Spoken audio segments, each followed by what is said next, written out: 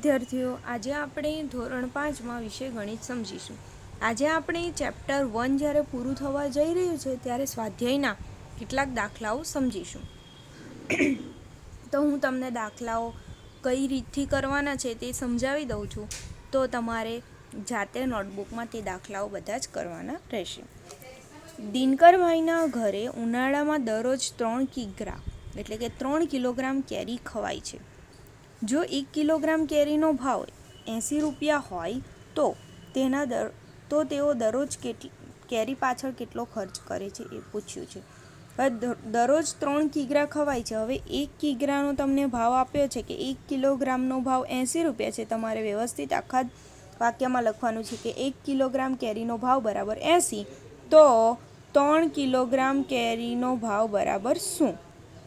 પછી પદ બનાવવાનું. ચોકડી ગુણાકાર આપણે જે રીતે આગળ સમજી ગયા. 3 ગુણ્યા 80 છેદમાં આ એક છેદમાં આવશે, એટલે હવે આવશે આ ગુણાકાર તમને આવડે ને, 3 અઠામ 24 અને આ 0 બેઠો મૂક્યો એટલે 240 જવાબ આવ્યો. તો 240 રૂપિયાનો ખર્ચ થાય. 3 કિલોગ્રામ કેરી ખાય તો દરરોજ 240 રૂપિયાનો ખર્ચ થાય છે.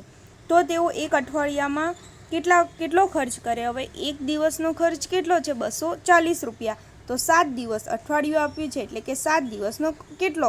તો 240 ગુણ્યા 7 કરવાનો અને જે જવાબ આવે તે અહીંયા લખવાનો રહેશે. ત્યારબાદનો છે કે તે જ રીતે તમને એક મહિનાનો પૂછ્યો છે. તો 240 રૂપિયા એ એક દિવસનો છે, તો એક મહિનામાં કેટલા દિવસ આવે? 30 દિવસો આવે. તો 30 ગુણ્યા 240 કરવાના રહેશે. તો હવે આપણે આગળ સમજીએ. જો કેરીના એક બોક્સનું વજન 12 કિગ્રા હોય તો આવા 20 બોક્સનું વજન કેટલું થાય? હવે જુઓ, તમને આપવામાં આવે છે કે એક બોક્સનું વજન 12 હોય તો બીજા આવા કેટલા છે? 20 બોક્સ છે, તેનું વજન કેટલું છે? તો આપણે શોધવાનું કે 20 ચોકડી ગુણાકાર કરીએ. 20 ગુણ્યા 12 છેદમાં 1.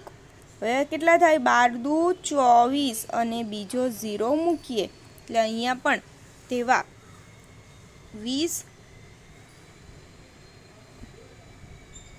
આવા 20 બોક્સનું વજન 240 કિગ્રા થશે. આ જ રીતે જે નીચેનો દાખલો છે તે તમારે જાતે કરવાનો છે કે જો આ બોક્સમાં એક કેરીનું વજન 200 ગ્રામ હોય તો બોક્સમાં કુલ કેટલી કેરીઓ હશે? હવે આમાં તમારે શું કરવાનું છે કે જો એક કેરીનું વજન આપ્યું છે કે 200 ગ્રામ એક કેરીનું વજન છે, તેવી કેટલી કેરી છે? તો બોક્સમાં કુલ કેરીનું વજન કુલ કેટલી કેરીઓ હશે નંગમાં પૂછવામાં આવ્યું છે. તો આમાં તમારે પદ બનાવવાનું છે કે 200 ગ્રામ એક કેરીનું વજન છે તો 240. હવે પહેલાં તો તમારે એક કામ કરવું પડશે આના પહેલાં બી, કે આ 200 ગ્રામ આપ્યું છે અને આપણે જે વજન શોધ્યું તે કિલોગ્રામમાં છે, કે 240 કિલોગ્રામ આપ્યું છે. કાં તો તમારે બંનેને ગ્રામમાં ફેરવવાનું અથવા તો બંનેને કિલોગ્રામમાં ફેરવવું પડશે. હવે એક કિલોગ્રામ બરાબર કેટલા ગ્રામ થશે એ તમને ખ્યાલ હોવો જોઈએ કે 1 કિલોગ્રામ બરાબર 1000 ગ્રામ થાય છે. તો આ રીતે તમારે દાખલો આગળ કરવાનો છે કે આપણને ગ્રામ આપી દીધા છે તો એ રીતે તમારે પહેલાં ગ્રામમાં ફેરવવાનું છે, પછી તમારે દાખલો આગળ કરવાનો છે. ત્યારબાદ આપણે આગળ સમજીએ તો એક વર્ગખંડમાં 42 વિદ્યાર્થીઓ છે. જો એક ટોપલામાં 18 કેરીઓ હોય અને દરેક વિદ્યાર્થીઓને 3 કેરીઓ વહેંચવી હોય તો કુલ કેટલી ટોપલીઓની જરૂર પડે? પહેલાં તો જુઓ, તમને આપવામાં આવ્યું છે કે 18 કેરી આપવાની છે એટલે 18 કેરી ટોપલામાં છે. પહેલાં તો 42 વિદ્યાર્થીઓ છે અને દરેકને 3 કેરી આપે છે. તો આપણે પહેલાં એક વિદ્યાર્થીઓને 3 કેરી આપે છે તો 42 વિદ્યાર્થીને કેટલી કેરી મળશે? આ રીતે પહેલાં તો આપણે પદ બનાવવાનું છે. ત્યારબાદ આનો જે જવાબ આવે કે કારણ કે તમે ગુણાકાર કરો 42 ગુણ્યા 42 ગુણ્યા 3 તમે કરો તો 3 અહીંયા છેદમાં 1 2 6 3 4 12 એટલે 126 કુલ કેરીઓ જોઈએ। હવે કેરી કુલ 126 જોઈએ। હવે એક ટોપલીમાં કેટલી કેરી સમાય છે? એક ટોપલીમાં તો 18 કેરી સમાય છે। તો 18 કેરીએ એક ટોપલી ભરાય છે। 18 કેરીએ એક ટોપલી ભરાય છે તો 126 કેરી છે ને 126 એ કેટલી? હવે આમાં આપણે ભાગાકાર કરવો પડશે। કેમ? ચોકડી ગુણાકાર કરો તો ખબર પડી જશે કે 126 ગુણ્યા 1 અને છેદમાં 18 તો તમે 126 ભાગ્યા 18 કરો તો તમને 7 જવાબ મળશે। આ તમારે ખાસ ભાગાકાર કરીને જોવાનો છે એટલે કે 7 ટોપલીની જરૂર પડશે। હવે જે આ કોષ્ટક પરથી 2 દાખલા આપવામાં આવ્યા છે આગળ પણ છે તો આ જે દાખલા છે તે આપણે આગળ ચોપડીમાં સમજી ગયા હતા તે રીતના જ છે કે બળદગાડું 3 ફેરામાં કેટલી કેરી લાવશે। તો આપણે આગળ સમજી ગયા તે રીતે કે બળદગાડું એક ફેરામાં 200 કિલોગ્રામ કેરી લાવે છે તો 200 ગુણ્યા 3 કરવાના। 3 દૂ 6 એટલે 600 કિલોગ્રામ કેરી લાવશે। આ રીતેના દાખલા આપણે આગળ જોઈ ગયા હતા તે તમારે આ દાખલા 6 કમ્પ્લીટ કરવાના રહેશે।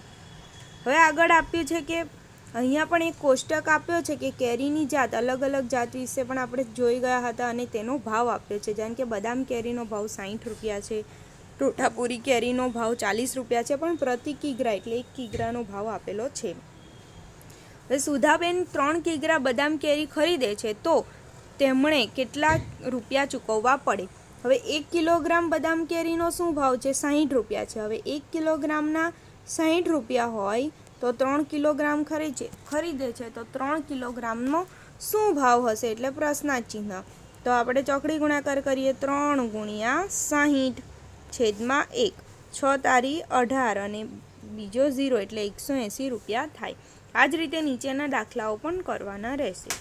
ત્યારબાદ આગળ આપણે જોઈએ તો આગળ તમને આપ્યું છે કે 25 મહિલાઓ ભેગી થઈને આમ્ર બેંકની શરૂઆત કરે છે। પ્રત્યેક મહિલા દર મહિને 125ની બચત કરે છે અને બેંકમાં જમા કરાવે છે। તો આ બેંકમાં દર મહિને કુલ કેટલી રૂપિયા જમા થશે? આ વર્ષમાં કુલ કેટલા રૂપિયા જમા થશે?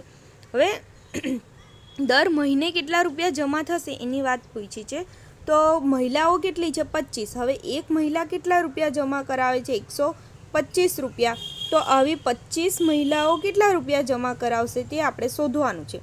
એટલે આવી 25 મહિલાઓ બધી જ જમા કરાવશે પૈસા એટલે 125 ગુણ્યા 125 કરીએ આપણે। આ તમારે ગુણાકાર કરવાનો એટલે આટલા રૂપિયા બધા જ જમા કરાવે તો એક મહિનાની જે આ રકમ આવશે તે એક મહિનાની આવશે।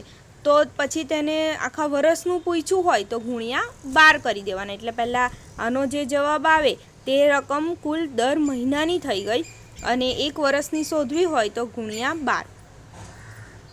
આ જ રીતે નીચેના દાખલાઓ પણ તમારે કરવાના છે। હવે જે આ તમને બ આપ્યો છે કે આ બેંકમાંથી લીનાબેને આંબા કરવા માટે 21,500ની લોન લીધી હતી અને તેમણે એક વર્ષમાં કુલ 23,400 બેંકને પાછા ચૂકવ્યા તો દર મહિને કેટલા ચૂકવ્યા હશે? તો આમાં શું આવશે? દર મહિના માટે દર મહિને કેટલા ચૂકવ્યા હશે? અને જુઓ આમાં આપ્યું કે એક વર્ષને અંતે એટલે એક વર્ષમાં 12 મહિના હોય એટલે 12 એટલે તમારે 23,400 જે આપ્યા છે એના ભાગ્યા 12 કરવાના રહેશે। કારણ કે આપણે પદ બનાવીએ તો એક વર્ષ એટલે કે 12 મહિનામાં તે આટલા ચૂકવે છે 23,400 ચૂકવે છે તો એક મહિનામાં કેટલા? એટલે ભાગાકારનું પદ બનશે। આ રીતે બાળકો જેટલા દાખલા આપ્યા છે તે તમારે 3 દિવસમાં લખીને ફોટા પાડીને PDF બનાવીને મોકલવાના રહેશે।